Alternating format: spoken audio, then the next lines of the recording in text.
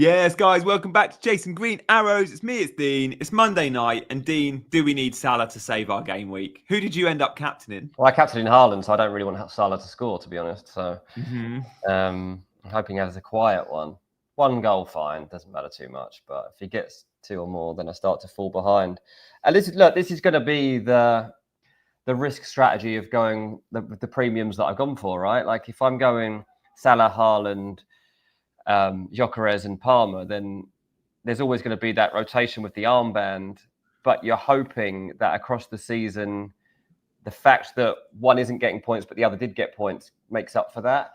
The big early question I've obviously got is, do I even bother with Palmer anymore? Like I got him in there as a kind of safety blanket straight away because I didn't really want him, did I? I said I didn't want Palmer. Yeah. I didn't trust Palmer. I've had Palmer since basically February, and I've probably got about 10 points out of him since February. Like it's been rubbish. He's not scored an open play since Feb in the Premier League. It's been one of the worst assets I've ever had in the game. Yet he's still there.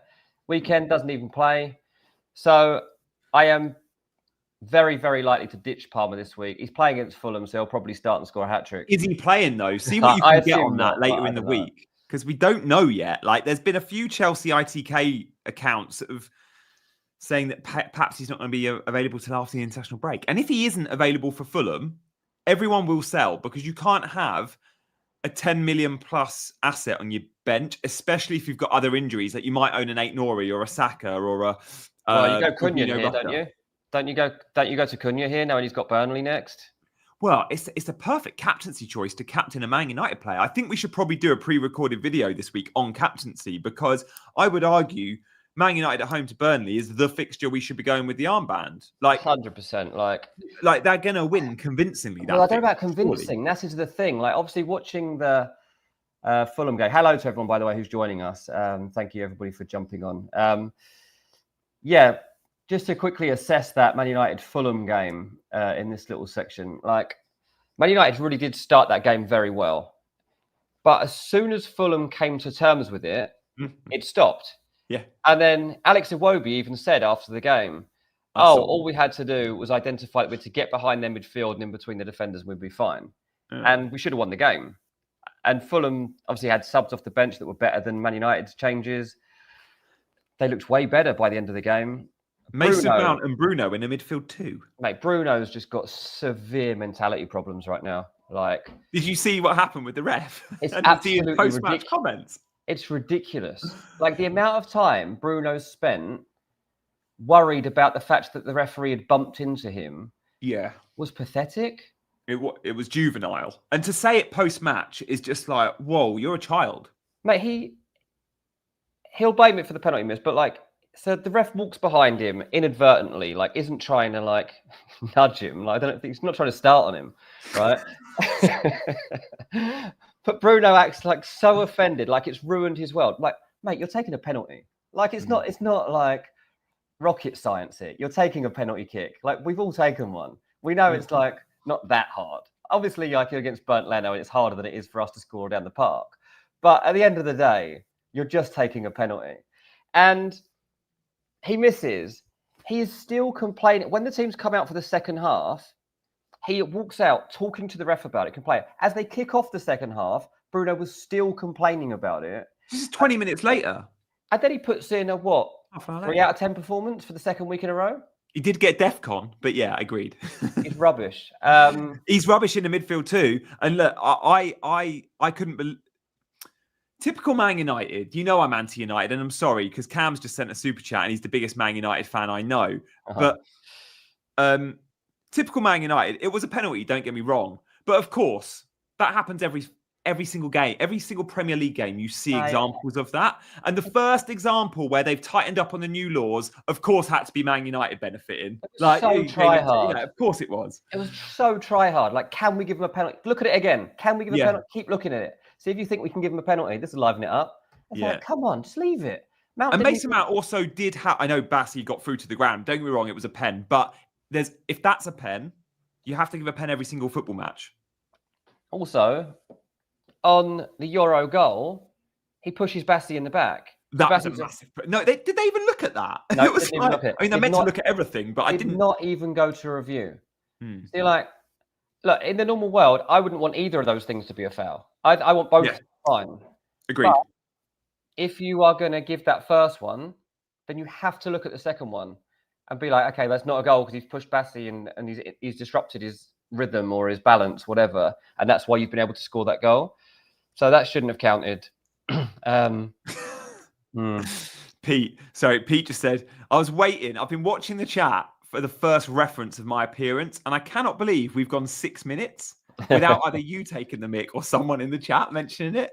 Yeah. And Pete's gone, Gianni's gone full Andre tonight. Love it. And for those older listeners that might remember the 90s, I think Peter Andre, was it Mysterious Girls, the song? I think he had similar wet look hair. And have you got the six pack as well? Absolutely not. Got the six pack. I got the dad bod. At 5:57 tonight, I was in the bath with my daughter, and I was like, we just got back from a whole day out, covered in soot. It was some steam rail experience thing. Sure. So we were filthy, and I was like, I have to wash before I stream. So yeah, I've had no minutes, guys. But yeah. Oh dear. Well, thanks for cleaning up yourself, mate, and thanks for putting a t-shirt on as well. We appreciate it.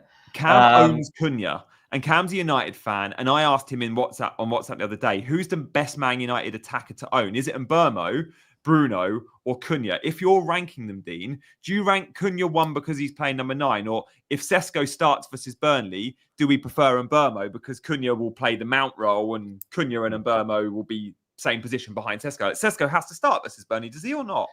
What makes me laugh, man, is like Amarim's like, no, we're giving Sesko time to understand how we play and so he can watch it.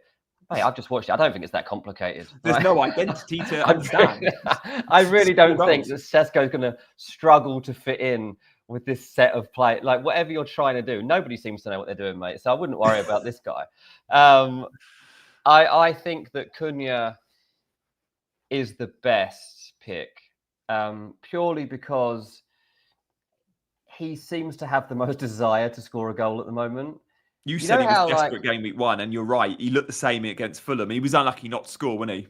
You know how Gyökeres forced his first goal for Arsenal with that like determined run and drive, and I think we'll see quite a lot of that. I think that's like similar to Cunha.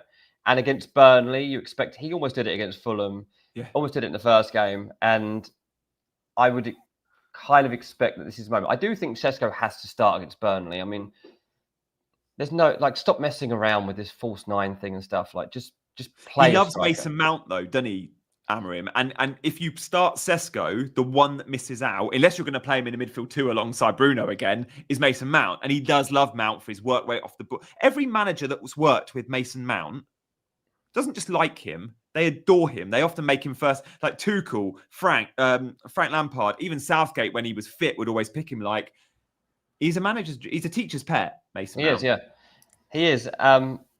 And because he follows instructions, to be honest. Like, that's what's good about Mount, is he follows instructions and he'll listen, whereas some players won't do that so well. But it's not really working, is it?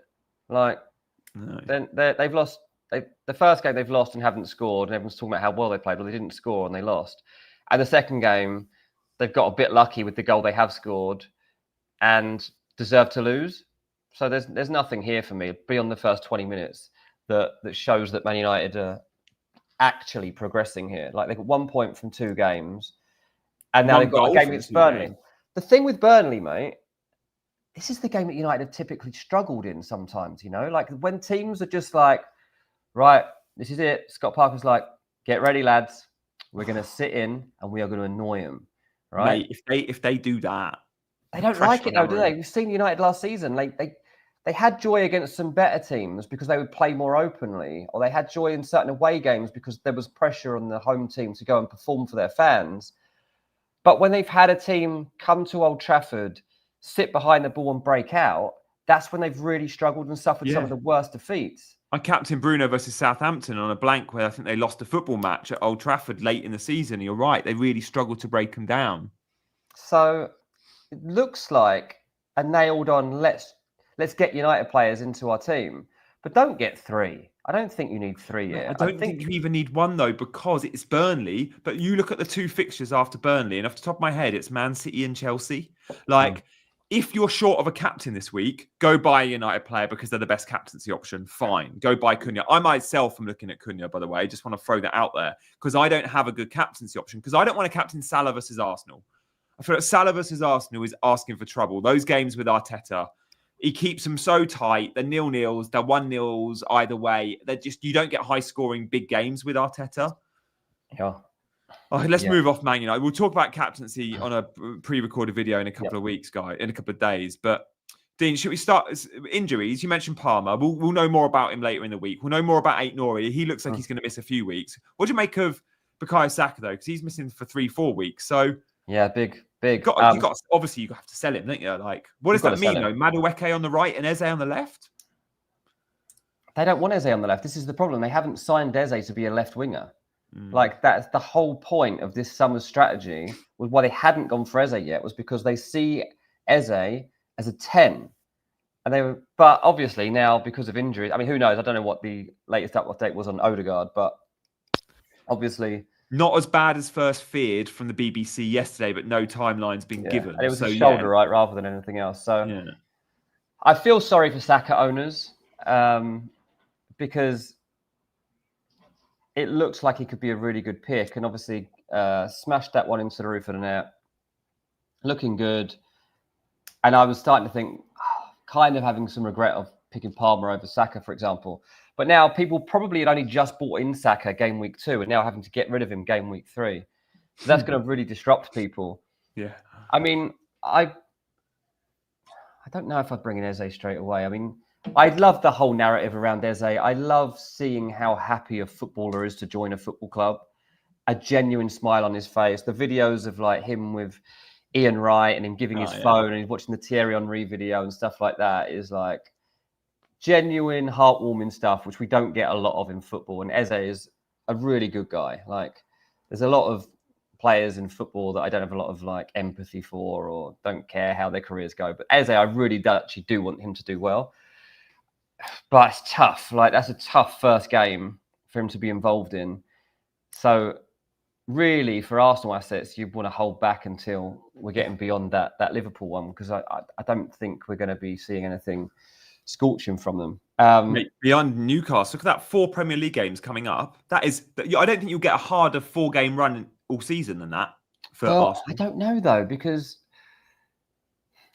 Forest's at home, so I'm not concerned about it. I think of course, Forest could go there and get a result because they've become a very good team. But equally, they're in a bit of disarray behind the scenes. Like, the manager is at war with his board. And Arsenal do have the capabilities to still go and win that by a couple of goals. So I've got some confidence in that. Same with Man City. Like, City have still got frailties and vulnerabilities that Arsenal can expose. And Newcastle, we'll see what they're made of when we watch them against Liverpool tonight. I'm so excited for that one. I must admit, I'm proper pumped for the game tonight. It's a great game, especially as we know that Isak's going to be leaving after it and going to play for Liverpool and all the rest of it. Like, surely it's going to. I want the bid to go in at full time. I wanted to do the bid on the pitch. I wanted to like the board come on and like wave up their offer. Oh God, don't. It's going to be such a good atmosphere as well. Like, I just feel like it's a proper Barclays game. This, and I fancy tonight we're all going to be talking about bringing Anthony Gordon in our teams. I think he plays well and scores tonight. Gordon. Imagine Newcastle win it. Like, imagine they could get a result. They use all of this to their advantage. Should be a cracker. And Liverpool obviously look a bit fragile themselves at the back at the moment. Johnny says, Dean, is there any truth to the rumours that Spurs want Rodgers? Yeah, everyone wants Rodgers. So did you. I haven't seen that reported, so I don't know who's done that today. But yeah, I have heard that. Good luck getting him away from it. He is their prize. He's the hardest player there is to get out of Aston Villa. I don't think they'll manage to do it. Chelsea kind of gave up a few weeks ago. Arsenal had a sniff around it, realised there wasn't going to be much joy there at a good value. Knowing that Tottenham aren't the kind of club that just throw money at something beyond the actual value of a player. Like, he was already 80 million. Now we're in the last week of the transfer window. That's probably gone up. I can't see it personally. We'll see. But they've got a few things in the pipeline at the moment. But I don't think the Rodgers one will actually happen. People are wildcarding this week, Dean. My big thing about wildcard is you should do it whenever you need to for your team. And with the injuries, I understand why people are doing it. But knowing the transfer window closes on Monday and the FPL deadline is Saturday. I feel like there's going to be a ton of activity that we want to react to. As always, the last day or two of the window is fun, isn't it? I would much rather go into the international break with a wild card than do it ahead of game week 3. Do you think we're going to see a huge amount of transfers and maybe even some juicy ones that affect our FPL teams? Mate, there could be some really good stuff happening this week. Like, I wouldn't be touching, unless my team was a complete disaster, I wouldn't be touching a wild card because everyone's kind of in a state of flux at the moment with their teams. Like, a lot of people had a good game week 1, bad game week 2, or vice versa. Or people were pretty flat of like, got 50 points this week, 50 points that week. Everyone feels in kind of similar territory at the moment, unless they've got really lucky. So in the last week of the window, you've got, Isak, you've got potential around Ollie Watkins, you've got maybe Rodrigo comes to the Premier League. Maybe Xavi Simons goes and signs for Chelsea. Maybe Garnacho comes in and is actually a different person. No. Or, please no. Mark Gahey lands at Liverpool. It's like a great 4.5 option. You know, there's so many things like that are going to be thrown up over the course of the next. Like, Tottenham are definitely going to sign at least 2 players, possibly 3. Nicholas Jackson anywhere that's not Bayern Munich? Nicholas Jackson will land somewhere for sure. Like, I'd love him in the Prem. I think 6.5 million. If he's starting for a Villa or a Newcastle, he's a great FPL asset. I think Newcastle will have another go at it. I think Newcastle will have another go at that one. Yeah. Okay, nice. There we go. All right, look, should we have guys? Is Bruno going to Saudi? No, I don't. They should be desperately trying to get him there, in my opinion, and then replace him. You've got time to save that midfield. Hit those buttons today if you fancy. We've got 200 of you watching. We'd love you to hit that subscribe button. Team news tonight we won't be able to react to yet. But guys, we just want to flash up our teams. How are we getting on this week? What are our plans moving forward? Very loosely. So we'll show them right now. Dean, I was on bench boost. I bench boosted. Everyone told me not to. Then the Palmer injury means my bench boost isn't 15, it's 14. That was rubbish. Everyone got an auto sub for Palmer. I don't because I'm on bench boost, right? Yeah. But these things you just can't predict. I can't complain though. Burnley clean sheet was good this week. Double Forest defence is causing me problems because they conceded a soft goal to Brentford and they conceded 1 goal to Palace. Like, they keep conceding these 1-goal games. But I had João Pedro, so I can't complain. Because I had João Pedro, it turned out that if you had João Pedro, you probably had an all right week. A lot is on tonight, though. Salah captain, and Florian Wirtz as owning him is quite cool. So, yeah, I'm relatively happy. The bench boost was good for you, mate. Like we said, like, honestly, I always think that, like, play your own game, man. 8 points like, up. People didn't like it because it wasn't talked about in the community, and we shouldn't just be waiting until 4 or 5 of our favorite content creators tell you what chip strategy. No, like, the game's changed now. We have to use chips without thinking about making our own decisions with these chips because there's no optimal strategy around the doubles. There will be second half of the season, but first half of the season, we've got to do a little bit of stuff for ourselves. And I feel like everyone's waiting for their favorite content creators to tell them when to triple captain or tell them when to bench boost. It's a load of rubbish. Like, do what works for your team. Yeah, and that only benefits the content creator because they want, like, you know, everyone to believe that they are leading the way and follow their strategy so that they're not caught out at any stage. Dubravka was a great one for you. He nearly conceded in the first couple of minutes. He had a really good save to Mayenda. Mayenda was off a free kick, but other than that, Sunderland didn't really have a sniff. I always felt like Burnley were heavy favourites for this one. I just think home advantage is so important for newly promoted teams. Yeah, do you know what? We kind of knocked the atmosphere of Turf Moor before the weekend, and actually it was a really good atmosphere. There was no empty seats. I was looking. It actually, and at the end, it was kind of like it was good. It looked good, and I heard Scott Parker specifically talk about the atmosphere and stuff. So fair play to Burnley for turning up for that one. Bit disappointed in Sunderland because that was their opportunity to really make a platform for themselves and give them a chance to stay in the league. So as it is, they're going down. Yeah.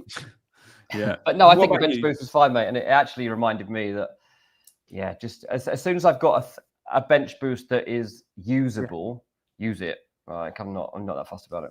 Yeah, like I had Dubravka, who I was happiest with, but then I had Dewsbury Hall, Nico Williams, and look, Mark Guillot I knew was always going to be a 1 point at best case scenario, but I was still happy to use it, and it worked out. So saved your week in a way because it's kept you ahead of the curve. You know, I've got like 30 odd points this week, so it's, you know, getting those extra points off the bench are handy in a very strange game week that we've had so far. Yeah, very much so. Discover with Sim will end on Liverpool predictions for tonight. But let's just see. In terms of moving forward, I might be selling Palmer. I'm interested in Cunha because I need a captaincy option. Yeah. I'm also very interested in Semenyo as just a long-term hold and Kudus as a long-term hold. United gives me the captaincy, but not a long-term hold I really want. And Semenyo and Kudus give me not captaincy, but long-term hold. I could, if Palmer's out, I could end up captaining João Pedro versus Fulham at home. We'll talk about that later in the week. I don't want to captain Salah. I just don't want to do it. If you own Haaland, you can captain him, but I don't own him. So yeah. Dean, let's see your team. I wasn't put off Dewsbury Hall, by the way. Yeah, I know he's got 2 points. He played 90 as well. Played 90. Was on some of the corners. Was getting into some good positions. As we know, I love an eye test, and that is how I haven't looked at any stats around Dewsbury Hall. I've just watched like extended highlights of the game, and from what I saw, I was like, I'm actually quite comfortable with that. I thought I was going to have to ditch him for the next game week, but I was like, do you know what? I probably will let him ride because I've got bigger issues, and he's got Wolves away, who are one of the worst teams in the league at the moment. So I kind of fancy him to do that. I mean, this is very small, but yeah, I've got 4 points off my Haaland captaincy. Thankfully, I had Gyökeres, so I got the 2 goals off of Gyökeres. That's it, really. Gyökeres has kind of saved my game week along with Van der Ven. Were you close to captain? You do get. I was close to captaining Gyökeres. Yeah, I thought you were. We discussed it. I'm sure I did. I was going to do it, and then I was like, well, what? Why have I got Haaland if I'm not going to captain him at 14.5? It just felt like having Gyökeres was enough. Whereas having Haaland and not captaining him wasn't enough. So that's what ended up swaying me. But my initial instinct had been like, Gyökeres is playing against Leeds. Any of my premium assets that play against promoted teams, I should be captaining. Yeah. And that's it was the same story last year. You target those newly promoted teams, especially when they're away from home. Exactly. So that's where I kind of messed up in my planning for that one. And again, one of the reasons I perhaps need to think about getting a Man United asset in to target Burnley. So that's something for me to contemplate. Captain Dorgu, mate. Just Captain Dorgu. He's going to score. He's a winger. Yeah, I mean, Dorgu will be in there. But Leeds obviously been battered there. But they've got Newcastle at home next. And I don't know that there's a Newcastle asset at the moment. Maybe Gordon. But I don't know what I would... We'll see what we get out of tonight's match. I don't know which Newcastle asset I could trust enough to bring in for that fixture, because Leeds, I think, will be a different team at home this season to one that gets potentially battered away quite often. Yeah, exactly that. Guys, we will want to talk about tonight. We want to talk about Liverpool and Newcastle and our predictions. Now, yes. I think my predictions is goals. I think we get it. I love this fixture. The reason I was always big on I'm going to captain Salah this game week was I think I see Newcastle and Liverpool both scoring a couple of goals. I wouldn't be surprised if it was 3-2 or 2-2. I think it'll be tight. Dear. I really want us to wait for these lineups to come out here. I've got... Get your predictions in the chat. Feeling I'm going to go against the grain and predict that Newcastle get a result here. Oh, bold. How many goals in the game? Like, I'm going to go... Liverpool will score, won't they? I go 2-1 Newcastle. Just for the narrative. It would be so... Wazza said that as in the chat. The second your lips said 2-1, Wazza said Geordies win tonight 2-1. Mate, this place will go crazy. If they beat Liverpool tonight with all the Isak stuff, with all the fact that people are playing them down, they love Eddie Howe still, like they're protecting themselves. They've still got a decent front line, right? Elanga, Gordon and Harvey Barnes, say that's what it is. The lineups are out in a few minutes. That's very good on the break. And we've seen how susceptible Liverpool are for being a bit lax in those channels. So that's there. Midfield, I think they can definitely compete with Liverpool from what we've seen so far this season. So midfield battle's not too much of a worry. The real concern will be how good are Liverpool's front four going to be. That's what would knock down my argument that that Newcastle can actually go and win this. Because obviously, if Ekitike, Viet, Salah and Gakpo were to all combine as fluidly and brilliantly as they can do, and as we've seen them play so fast, then of course, Liverpool are favourites to win the game because of that. But yeah, was it? It'll be banging tonight. They'll come out fast. Elanga will get in behind. And that atmosphere at kickoff is going to be wild, and they'll go for it. So let's see whether Liverpool can ride the storm that will come at some point. Because if they don't, then we might get an upset on our hands. Drama. I'm all for it. Guys, we have lots coming up in the next couple of days. We've got pre-recorded content. We're going to be live on Thursday. We're going to be live on Saturday. We're changing the schedule a little bit, aren't we? We wanted to jump on today and just make sure that you guys had a chance to review some of the action, but this isn't a full-length one as normal because we do have those alternate shows coming up later in the week to really prepare for game week 3 and also get our recorded videos done.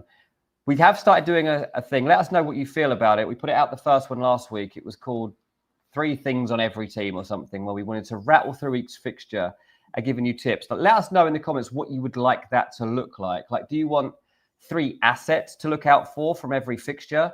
Do you want to know the format that we had last time? We specifically did 3 things on each team. What would benefit you guys most for me and G to do a bit of research on and identify a couple of days in advance of the game week to give you a good 10-minute view of what's coming up at the weekend? Let us know. Yeah, I like that. Guys, we will see you in the next.